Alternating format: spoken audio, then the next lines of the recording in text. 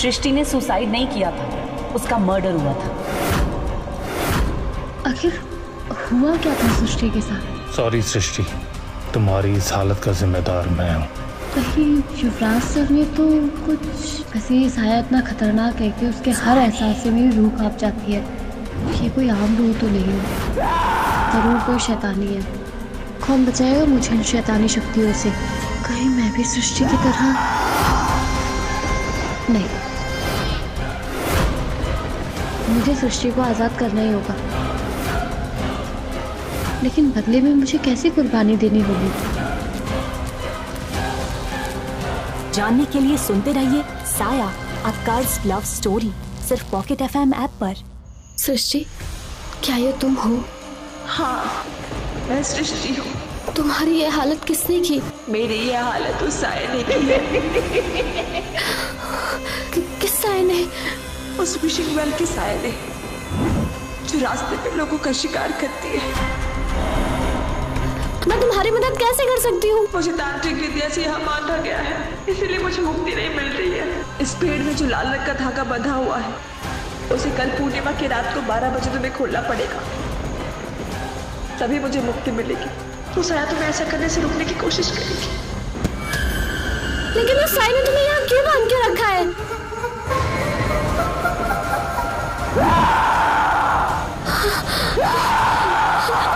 सुहानी डर कर उठती है।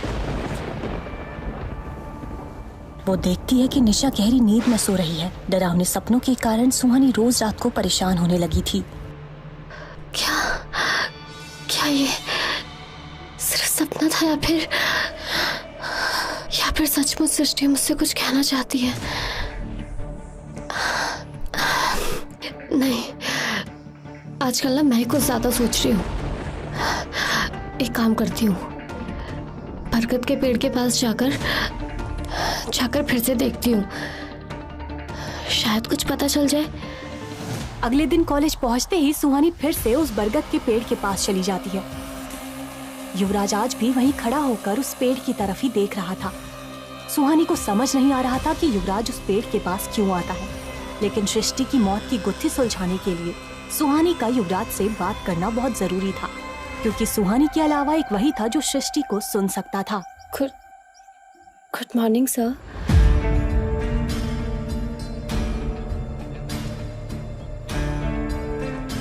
तुम यहाँ क्या कर रही हो? तुम जानती नहीं कि कॉलेज के स्टूडेंट्स का यहाँ पर आना मना है? सर, आप मान क्यों नहीं लेते हैं? आपको भी सृष्टि की आवाजें सुनाई देती हैं। युवराज उसकी बात सुनकर हैरान हो जाता है, लेकिन वो सुहानी के सामने कुछ भी एक्सप्रेस नहीं करता है। युवराज को इस बात की उम्मीद नहीं थी कि सुहानी अब तक सृष्टि की आवाजें सुन पा रही है। फिर भी वो सुहानी को इग्नोर करके वहाँ से जाने लगता है। सर मैं जानती हूँ सृष्टि को कैसे आजाद किया जा सकता है।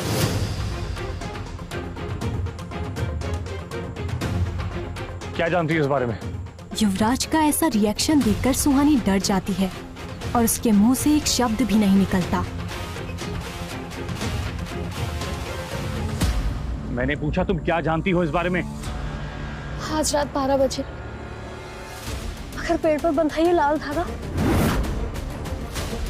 इसे खोल देंगे तो सृष्टि हमेशा हमेशा के लिए आजाद हो जाएगी। ये सुनते ही युवराज के होश उड़ जाते हैं और वो खामोश हो जाता है। सुहानी युवराज का ऐसा रिएक्शन देखते हुए कहती है, अब तो आपको मेरी बातों पर बिलीव हो रहा है ना सर? युवराज को सुहानी की बात पर यकीन तो था, लेकिन वो इनकार करते हुए कहता है, मैंने कहा ना कि तुम्हें इलाज की जरूरत है, और अगर तुम्हें अभी भी ये सब सच लगता है तो तुम्हारा पागलपन दूर करने के लिए मैं खुद यहाँ आकर ये धागा खोल दूंगा। युवराज खुद सृष्टि को आजाद कराना चाहता था, लेकिन वो इस खतरनाक काम में सुहानी को शामिल नहीं करना चाहता था। युवराज ने पहले भी कई बार सृष्टि को आजाद कराने की कोशिश की थी, लेकिन हर बार नाकामयाबी ही उसके हाथ आई थी। सृष्टि को आजाद कराने का सही रास्ता वो ढूंढ ही नहीं पाता था, लेकिन अब वो सुहानी के बताए तरीकों को भी एक बार आजमाना चाहता था। वो नहीं जानता था कि ये तरीका काम करेगा या नहीं, लेकिन वो एक और बार कोशिश करना चाहता था। आप कुछ बोल क्यों नहीं रहे हैं सर? मैंने कहा ना कि तुम्हारा ये वहम दूर करने के लिए मैं यहाँ खुद आकर धागा खोल दूंगा। इसकी कोई जरूरत नहीं है सर। अगर आपको लगता है ये वहम मेरा है तो ये धागा भी मैं ही खोलूंगी। युवराज समझ जाता है कि सुहानी मानने वाली नहीं है। ठीक है, तुम रात को यहाँ पर आकर धागा खोल सकती हो, लेकिन तभी जब मैं तुम्हारे साथ रहूंगा। तुम इस कॉलेज की स्टूडेंट हो और यहाँ पर कई मौतें हो चुकी हैं। मैं नहीं चाहता किसी और स्टूडेंट के साथ ऐसा कोई एक्सीडेंट हो। सुहानी को युवराज के लिए उसका कंसर्न अच्छा लगने लगा था, लेकिन फिलहाल वो बस पेड़ में बंधी मूली को खोलने के बारे में सोचते हुए कहती है, काश सृष्टि ने कभी सुसाइड नहीं किया होता। सुसाइड नहीं किया था। क्या?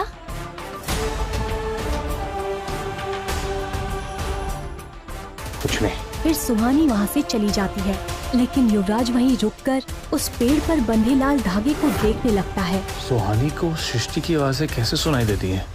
शाम के वक्त क्लास खत्म होने के बाद सुहानी और निशा वापस हॉस्टल की तरफ जा रहे थे। वो दोनों रोड पर ही चल रहे थे। तभी निशा किसी को देखकर रुक जाती है। क्या हुआ, अचानक से रुक क्यों गई? सवाल बंद करो और मेरे पीछे पीछे आ। Excuse me miss, excuse me. वो लगभग 35 साल की एक औरत थी और देखने में वो कोई जर्नलिस्ट लग रही थी। मैम, आप वही जर्नलिस्ट हो ना जो सृष्टि के सुसाइड केस को कवर करने हमारे कॉलेज आए थे? और ये जर्नलिस्ट मेरी आप ही की दोस्त है ना, जिनका विशिंग वेल के पास मर्डर हुआ है?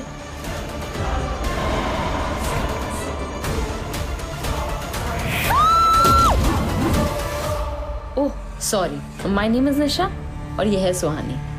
हम दोनों सेंट थॉमस के ही स्टूडेंट्स हैं। क्या कर रही है निशा? मुझे दिखाई नहीं देता वो तुझसे बात नहीं करना चाहती है। तू बस देखती जा। ये क्या, इसका पापा भी मुझसे बात करे। आजा। मैम, मुझे सृष्टि सुसाइड केस के बारे में आपसे बात करनी है। निशा के ऐसा कहते ही वो लेडी पैदल ही आगे बढ़ने लगती है। ऐसा लग रहा था जैसे वो बस निशा से दूर जाना चाहती हो। मैम, सृष्टि मेरी रूममेट थी और उसके बारे में मुझे आपसे बात करनी है। और वो जर्नलिस्ट, आपकी दोस्त, जिनका विशिंग वेल के पास मर्डर हुआ है, उसकी इन्वेस्टिगेशन में मैं आपकी मदद कर सकती हूँ। तुम मेरी क्या मदद कर सकती हो? निशा उस जर्नलिस्ट से सृष्टि की मौत के बारे में इंफॉर्मेशन चाहती थी। निशा सोच ही रही थी कि वो क्या कहे, तभी उसकी नजर सुहानी पर पड़ती है और उसे एक आइडिया आता है। जिस रात मैरी का मर्डर हुआ था, उस रात उस रास्ते से गुजरने वाला आखिरी इंसान सुहानी थी और सुहानी ने वहां कुछ अजीब देखा था, है ना सुहानी? बता। ये पागल हो गई है क्या? कुछ भी बोल रही है। क्या सच में तुम मैरी के मर्डर के बारे में कुछ जानती हो? तो हम आपको सब कुछ बताएंगे, लेकिन पहले आपको मुझे बताना होगा सृष्टि के सुसाइड के पीछे कौन रिस्पॉन्सिबल है। सृष्टि ने सुसाइड नहीं किया था, उसका मर्डर हुआ था।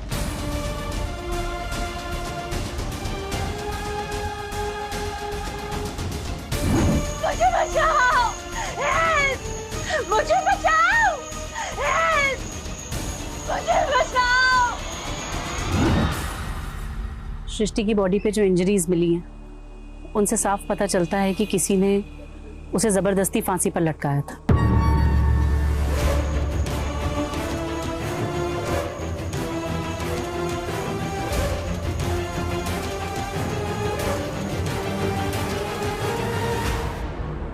तो ये बात बाहर क्यों नहीं आई?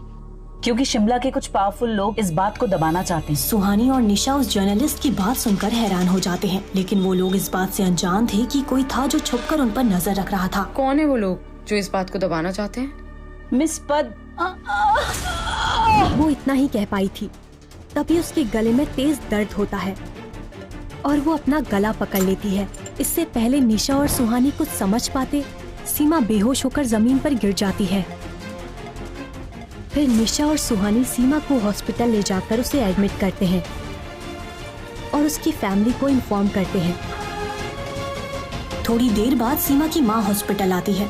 निशा उनको सारी बातें बताती है, लेकिन डॉक्टर के बाहर आते ही वो तीनों डॉक्टर से सीमा के बारे में पूछते हैं। सुहानी उसका नाम जानना चाहती थी, जो सीमा कहते कहते रुक गई थी, लेकिन डॉक्टर समझाते हुए कहते हैं कि सीमा से फिलहाल कोई भी ऐसा सवाल ना पूछा जाए जिससे उसे कोई स्ट्रेस हो। ये सुनकर निशा और सुहानी इसके आगे कोई भी सवाल नहीं करते और वो दोनों हॉस्टल के लिए निकल जाते हैं। रात के 9 बज रहे थे। चारों तरफ अंधेरा और सन्नाटा था। कि तभी सुहानी के पीछे कुछ हरकत हुई। सुहानी के चेहरे पर डर साफ झलक रहा था। यार निशा, तुझे कुछ महसूस हो रहा है क्या? हाँ, बहुत ठंड लग रही है और भूख तो उससे भी ज्यादा लग रही है। वो नहीं इडियट, मतलब किसी के आसपास होने का एहसास। लो, मैडम को यहाँ पे भी भूत दिखने लगे। सुहानी, मैं क्या सोच रही थी ना, आज इस आत्मा को दिख जाने दे, फिर हम ना इसका ऑटोग्राफ लेके सारे शहर में उनकी कॉपियां बेचेंगे। सोच, हम कितने अमीर हो जाएंगे। साई के चिल्लाते ही सुहानी और निशा गिर जाते हैं। निशा बेहोश हो जाती है।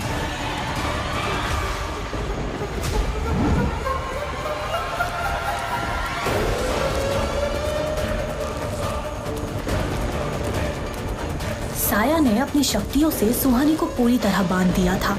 सुहानी को दर्द तो बहुत हो रहा था, लेकिन वो चीख नहीं पा रही थी।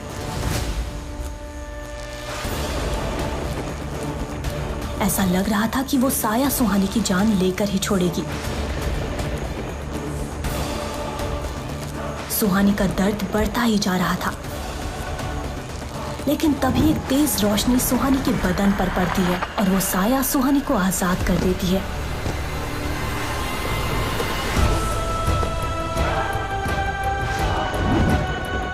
तुम ठीक हो? सर, वो साया। हाँ, मैंने देखा। तुम ऐसे ही लेटी रहोगी या उठोगी भी? युवराज का यूं बार बार उसे बचाना सुहानी को अच्छा लगने लगा था।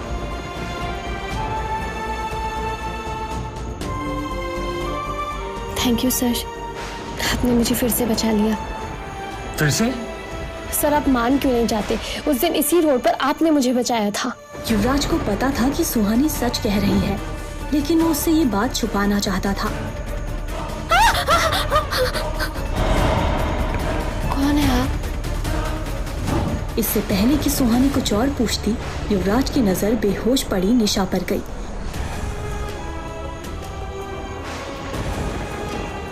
इसकी सांसें धीमी हो रही हैं। इसे बचाने का एक ही तरीका है। युवराज जानता था कि विशिंग वेल के पास वाली रोड पर और रुकना सही नहीं होगा, इसीलिए वो निशा को अपनी गोद में उठाकर वहां से तुरंत निकल जाता है।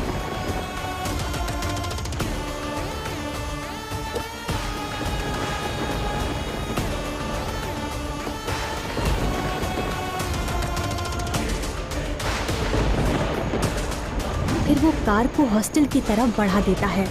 युवराज खामोशी से ड्राइव कर रहा था और सुहानी फ्रंट सीट पर बैठी हुई थी। सुहानी बीच बीच में तिरछी नजरों से युवराज को देख रही थी। ये बात युवराज भी नोटिस कर रहा था। आज पूर्णिमा की रात है। सृष्टि को आजाद करने के लिए बरगद के पेड़ के पास जाना ही होगा। आज हमें वो धागा खोलना है। मुझे याद है।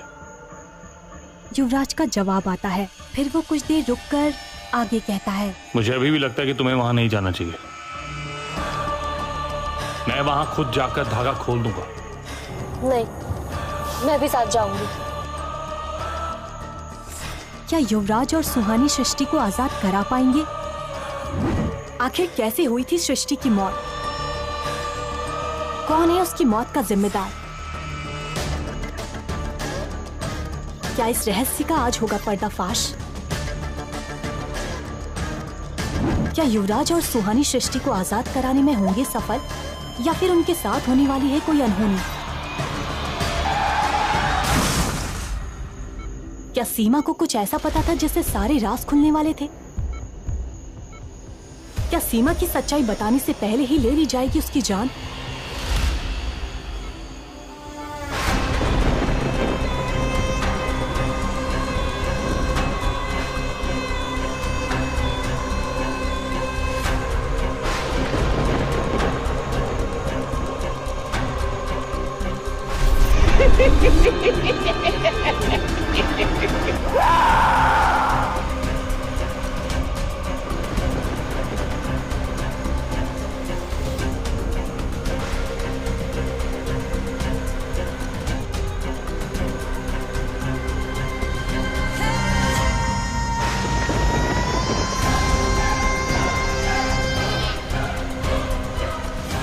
क्या सुहानी और युवराज पेड़ पर बंधे लाल धागे को खोलने के बाद सृष्टि को बचा पाएंगे, या फिर उस साये के चक्रव्यूह में बुरी तरह फंस जाएंगे। जानने के लिए सुनते रहिए साया, अ कर्स्ड लव स्टोरी, सिर्फ पॉकेट FM ऐप पर।